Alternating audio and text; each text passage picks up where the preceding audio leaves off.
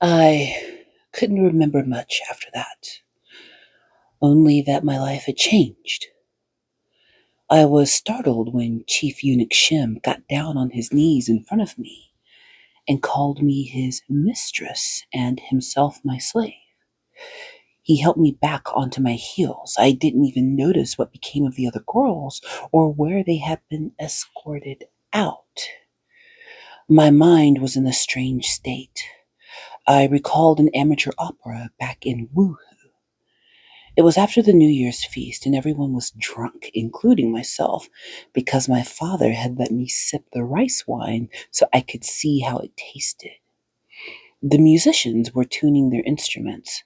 The sound was oddly mournful at first. Then it turned into the sound of a horse being beaten. Then broke into a strain. The notes sounded like wind whistling through the Mongolian grasslands. The opera began. The actors entered, dressed in women's gowns with blue and white floral prints. The musicians hit their bamboo tubes with sticks as the actors sang and beat their thighs. Crack, crack, crack. I remembered the sound. It was unpleasant, and I couldn't understand why people liked it. My mother told me that it was a traditional Manchu performance mixed with elements of Chinese opera, originally a form of entertainment for commoners. Once in a while, rich people would request it performed to taste the local delicacy. I remembered sitting in the first row, my ears growing numb from the loud drums. The sound of sticks beating the bamboo tubes felt like a hammer coming down on my skull. Crack, crack, crack. My thoughts were beaten out. Chief Eunuch Shem had changed his costume. The fabric featured hand-painted red clouds floating over a hill of pine trees. On both of his cheeks, two red tomato-like circles had been drawn. The eunuch must have painted them in a hurry, for the color had smeared. Half of his nose was red, too. He had a goat's face, and his eyes looked like they had grown out of his ears. He smiled, revealing a set of gold teeth. The old lady was cheered. "Shem, what are you going to say?" "Congratulations on gaining 7 daughters-in-law, my lady. Remember the first line in the mother-in-law said to her new daughter-in-law in the opera The Wild Rose." "How can anyone forget?" The old lady laughed again as she recited the line. "Get your water bucket, daughter-in-law, and go to the well." Chief Eunuch Shem cheerfully called the 6 other girls, among them Nuharu. The girls entered like goddesses descending from heaven. They lined up next to me. Shem lifted one side of his robe and took 2 steps, placing himself at the center of the hall, facing Emperor Xian Feng and the Grand Empress. He turned to face the east and then back to the center. Crisply, he bowed and cheers. "May your grandchildren be counted in the hundreds, and may you live forever." We repeated the line after Shem as we got down on our knees. Outside the hall came the sound of drums and music. A group of eunuchs, each holding a silk-wrapped box, entered. "Rise," the Grand Empress smiled. Chief Eunuch Shem announced, "His Majesty summons the ministers of the Imperial Court." The sound of hundreds of knees hitting the ground came from outside all at once. "At your service, your majesties," the minister sang. Chief Eunuch Shem announced, In the presence of the spirit of the Imperial ancestors, and in the presence of heaven and the universe, His Majesty Emperor Xian Feng is ready to pronounce the names of his wives. Za! The crowd responded in Manchu. Boxes were opened one by one, revealing pieces of ruyi. Each ruyi was a scepter that had 3 large mushroom or flower-shaped heads interconnected with a stem. The heads were made of gold, emeralds, rubies, and sapphires, and the stem was carved jade and lacquered wood. Each ruyi represented a little title and rank. Ru meant as. Yi meant you wish. Ruyi meant everything you wish. Emperor Xianfeng took one ruyi from the tray and walked towards us. This ruyi was carved golden lacquer with 3 entwined peonies. I continued to hold my breath, but I was no longer afraid. No matter what kind of ruyi I would receive, my mother would be proud tomorrow. She would be mother-in-law to the Son of Heaven, and my siblings, Imperial relatives. I regretted only that my father had not lived to see this. Hey friends, it's me, the Ebony Otaku, the well-rounded nerd. I'm continuing in my series looking at Rui's Royal Love in the Palace because it's just an all-encompassing universe. I usually do my nails if I'm going to do the slides and stuff, but I didn't have time to do my nails today. So we're doing Empress Orchid by Anchee, which is all part of this story. So Anchee wrote a couple of books, Empress in the Palace, and no, let me say it right. The Last Empress and Empress Orchid, which are both about Yihonala and Nuharu, 2 of the ladies elevated to Empress in this particular dynasty. And then there are 2 TV series out of China, Empress in the Palace and Ruyi's Royal Love in the Palace, which are all about the reigns of these 2 particular women. It's interesting because in the hierarchy of the Confucian family, there can only be one male head, but there can be many women. So the emperor, there's one, but there can be multiple wives, multiple empresses.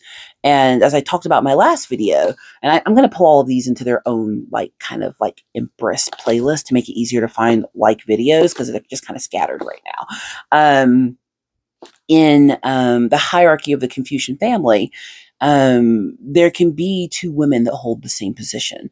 So when the emperor initially picks his wives and concubines, which I have to give respect to the plural cultures, because at least they acknowledge them other women. I'm looking at you, Europe. Bunch of affairs. Anyway, and the children that the emperor has with the other women will be counted as legit children with possibly producing heirs to the throne, whether they came from his empress or not. So he will choose his first wife, which will be wife over all the wives, because he's not going to manage the harem. He's not going to manage all the women. He's going to appoint a woman to manage the harem. That's really what the empress is there to do. She's the highest positioned woman in the land. She will only bow to the emperor. And if there's a dowager empress, which means mother of the emperor, of the sitting emperor, then she bows to her. But that's it. No, she doesn't have to bow to anybody else in the land.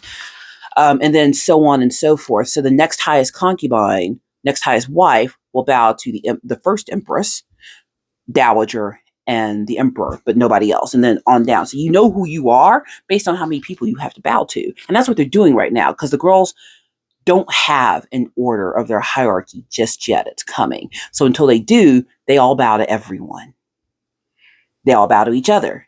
But once they know who's who, then they know their place in the family. And that was the purpose of Confucianism, was to give everyone a place in the family. So because of that, the emperor is going to choose his first wife, the one who is over the harem, the one who's going to run these women, because he's not going to do it. Y'all just supposed to show up to the bedchamber, do your business, go away. Be pretty when I need you to be pretty. Other than that, be out of my sight and don't cause me problems. Like that is the harem, and that is harem life. It is a gilded cage. Remember our central character here, Orchid, who is also going to be Yihonala, named for her family clan. She is freaking out because she was freaking out because it's like, well, I just got snatched up from my home and now I'm marrying a stranger. Yay! With 6 other wives. Yay! It's great. It's a gilded cage. It's they are given so much comfort because they will never be free again. That's the exchange. Which is why I'm never jealous of royalty. Like, yeah, it would be great to like not have bills, but I also don't want a drone trying to catch a picture of me while I'm trying to sunbathe in my house. Unforgivable. The audacity. Anyway, so he was going to pick his Empress, but if any of those wives produces a son, they will be elevated to the same rank as Empress number 1. All that complication. It is so complicated, the relationship dynamics that are set up. And I think that's why I find the imperial harems of China so fascinating. Whose idea was it to put this many women in one spot? Oh, I'm the only girl in my house. I live with my husband, my son, and my dog, who is also a boy. Like, I do want another dog. And I told my husband, I was like, we ain't bringing a girl dog in here. She'll love you more than me. It has to be a boy. It like the Chinese character for peace is a house with one woman. The Chinese character for chaos is a house with multiple women in it. And it's not that women can't get along, but intentionally putting them in a situation where they're rivals, it's not going to work. It might work on the surface, it might look good, but that's what that societal structure was all about. It wasn't about whether or not people were happy. Happiness wasn't a part of that. And I think that's where, for Western culture, at least for me as a Westerner, makes it so foreign and fascinating. Because when we're pairing up for our love relationships, we want happiness. Happiness is like the number one choice. A lot of people are making, more of a business transaction in the modern world. But me personally, I wanted to marry my best friend and be happy, which I have and I am. But that's not what they're considering in a Confucian hierarchy. It's what are the family connections that need to be made? Like the Marie Antoinette's mother, what was her name? I'm trying to remember. Anyway, her mother was a mean woman. She ruled well. She in that Habsburg dynasty, that Habsburg jaw. If you know, you know. And her Marie Antoinette's older brother ended up inheriting the throne from his mother, but she had like 14, 15 kids. Didn't care nothing about any of them except the one that was going to be the next emperor of Austria. But she strategically placed her children all across Europe to marry monarchs. And a lot of monarchs were cousins, let's be real. She saw her children as bargaining chips. And it's been, in what I've read about her, if you want to read a great book about Marie Antoinette, The Queen's Lament by Victoria Holt. Insane book. I might have to grab that one and read from it. There's a scene in there where the Empress of Austria is praying for her children. And she's lifting her hands to God over each one of them. And then she gets to Maria Antonia, who will be Marie Antoinette. She says, Marie Antoinette, Queen of France. And she knows she's sending her daughter to hell, basically, because the French court was very different from the German court. Their ways, their customs, completely different. And she wasn't treated well. She was treated as a foreigner, even though she had to change everything about her to become French. Even when she got to the border between the two great lands, between France and Germany, and they delivered her, there was actually a tent built. It was a whole thing. They built this tent where she enters and has to take off everything that's French. She even has like her pet dogs with her, and they take the dogs. And she's like, I want my dog. And they're like, you'll be giving French dogs. It's fine. There's a really good movie that came out. I really like it. Marie Antoinette. I feel like the Victoria Holt book was a lot of inspiration for that movie. Who is it? The girl that does all of these older characters whose name I cannot think of right now. Kirsten Dunst. Love her. And that other one, Keira Knightley. If she's in it, I'm going to watch it. Kirsten Dunst, Keira Knightley. If they in an old period movie, I'm going to watch it. And then when she emerges, she's French. So they dress her up in French clothes, the makeup, the wigs, all of it. They completely change her. New dogs. They're just like, you're done with your old life. This is your new life. And off she goes to meet her future husband out in the woods with all these people. Like, even the day that they get married, when they get into their marriage bed, it was the custom for the court to come bless the marriage bed. So these two people have to sit in this bed, this husband and wife, and they're both teenagers. They're like 18 years old. 16. No, she's like 16. He's like 19, I think, when she married King Louis. And they have to sit in that bed with like 40 people staring them down. And then they're like, okay, get to making a baby. And then they all leave. It's a whole thing. It's a gilded cage that these women are living in. In European monarchies, it's one king, one queen. And if the king's running around having extra children, they will not be acknowledged. Sometimes, maybe if that king was feeling extra gracious, but most of the time, no. Off with your head, be gone to the tower with thee. At least in this society, the way that it's set up, because the purpose of marriage is not for love, the purpose of marriage is for the securing of title and land, to pass down, to have more chances of having sons. The more women a man can afford to marry, the more sons he can potentially have, to secure his name, to secure his property, his legacy, and that the family can continue. These family compounds that are built, which the Imperial Palace in Beijing is the largest single family palace that's ever been built, the largest family compound. It was just for the royal family, but it was so vast because the emperor, as the son of heaven, was expected to spread that seed far and wide. And the emperor technically could marry any woman in the land that he wanted. And that happens a lot in these novelizations and in the shows. He's got his wives, his concubines, his harem. But if he sees a girl, he's like, ooh, her. He can have her. And then whatever her life was before, gone in an instant. All of these girls had lives before coming to the Imperial Palace. They were daughters, they were sisters, they were cousins, they were friends. They had girls that they sat in the upstairs rooms with and learned embroidery. They had small siblings that they were watching. They had mothers who were teaching them how to cook and sew and run a household.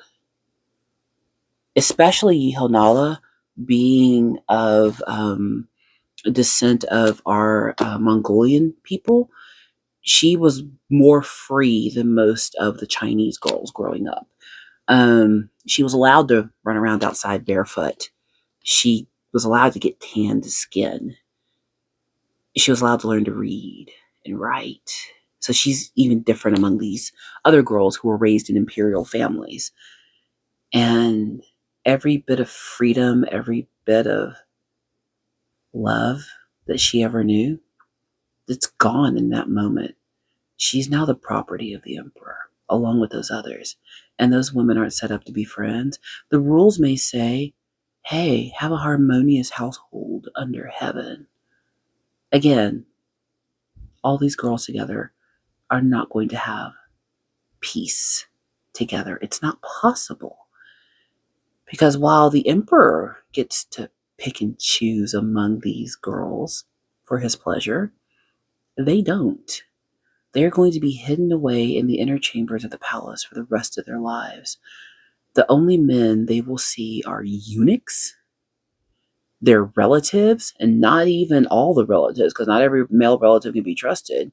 Sometimes imperial guardsmen, but most of all, the emperor himself. They are his prize, his property, only to be seen and enjoyed by him. Even if they get a chance to leave the palace, they'll be taken in a palanquin that has drapes all across it so they can't see where they're going. When they're even brought into the palace, they're brought in not being able to see where they are so that they can take them on a mazed path so they don't even know where their own palace is in relation to the rest of the Forbidden City. I can understand why Orchid is tense. But once her place in the harem is secured, she's in the top 6. The top 6 spots are the spots you want. If you can't be the Empress, you'll want to be one of those 6. Because then there's only 8 people that you potentially have to bow to. Everyone else bows to you. So with her elevation straight into the inner harem, it elevates her family. She has done her duty. Because we have to remember, The girl is a useless branch. She will be cut off and planted in another family's garden. And that's what's happening here. But if she's able to take root and produce the right fruit, sons, it not just elevates her, it elevates everyone connected to her. As the daughter of a provincial governor, even though he's passed, she knows what her duty is. Her mother cannot exist on her own. Her little brother can't exist without her. She is giving her mind and body, her life, in service of her family. She is no longer her own woman. She no longer gets to make her own decisions. It's all changing in this moment. Shall we finish this chapter? Emperor Xian Feng's fingers played with the Ru Yi. The flirtation expression on his face disappeared. He now looked unsure. He hesitated, frowning with his eyebrows. He shifted the Ru Yi from one hand to the other, and then, with flushed cheeks, he turned to his mother. She gave him an encouraging nod. The emperor began to circle us like a bee dancing around flowers. Suddenly, the youngest girl in our line broke out with a muted cry. She looked to be no more than 13 years old. Emperor Xian Feng walked up to her. The girl choked and began to weep. Like an adult giving a crying child a piece of candy, Emperor Xian Feng put the Ru Yi in her hand. Gripping it, the girl dropped to her knees and said, "Thank you." Chief Eunuch Shim pronounced, "Su Wu Zawa, daughter of Yi Mi Chi Wu Zawa, is selected as the Imperial consort of the 5th rank. Her title is Lady of Absolute Purity." From that moment, things began to flow. The emperor took the little time to bestow the rest of the Ru Yi. When it was my turn, Emperor Xianfeng walked up to me and placed a Ru Yi in my palm. Like a rooster, Shim sang, "Yi Honala, daughter of Hui Qing Yi Honala, is selected as the imperial consort of the 4th rank. Her title is Lady of the Greatest Virtue." I looked at my Ru Yi. It was made of white jade. Instead of looking like mushrooms, the heads were carved floating clouds interconnected with a divining rod. I remembered my father once telling me that in imperial symbolism, the floating clouds and the rod represented the constellation of the dragon. The next Ru Yi went to the girls named Yun and Li. They were pronounced imperial consorts of the 2nd and 3rd rank, both titled a Lady of Superiority. The Ru Yi had the shape of a Lingji mushroom, the fungus known for its healing power. The heads were decorated with bats, symbols of blessing and prosperity. After Yun and Li were Mei and Hui. They ranked 6th and 7th ladies of grand harmony. I had difficulty remembering who was who because Mei and Hui looked alike and dressed like twins. The heads of their Ru Yi carried a stone chime, the symbol of celebration. The new Haru was last. She was pronounced Empress and was given the finest Ru Yi. The scepter was made of gold inlaid with chunks of jewels and jade. The ornamented stem was carved with symbols of harvest grains and fruit-bearing branches, peach, apples, and grapes. The 3 heads were gold pomegranates, signifying numerous offspring and immortality. Nuharu's eyes glowed, and she bowed deeply. Led by Nuharu, The seven of us got up and then went down on our knees over and over. We kowtowed to Emperor Xianfeng and the Grand Empress. We sang out our drill in one voice. I wish your majesties 10,000 years of life. May your luck be as full as the East China Sea and your health as green as the southern mountains.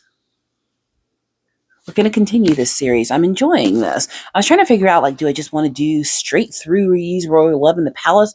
But all of these stories written and performed by different people are the same story. So seeing it from so many different perspectives at once, it's kind of giving me joy. And it's fun to come back to my favorite books. People comment that my books look tore up and beat up. Yes, they do, because they're well loved and well read. But we're going to continue with it. I hope you're enjoying these little departures from my normal content, but it's good for me, and I love to read. I think it's going to be a reading weekend after I'm done painting, because I finished the first book of Mikolesk finally, and now I really want to get into the rest. And there's some more Mikolesk stuff I want to read, but yeah, there's always more. Like I got content for years. For me, it's a matter of deciding what content goes where, because I have content for years. I will never run out. But as usual, so I don't pontificate anymore, please like, comment, and subscribe, and I'll see you in the next one.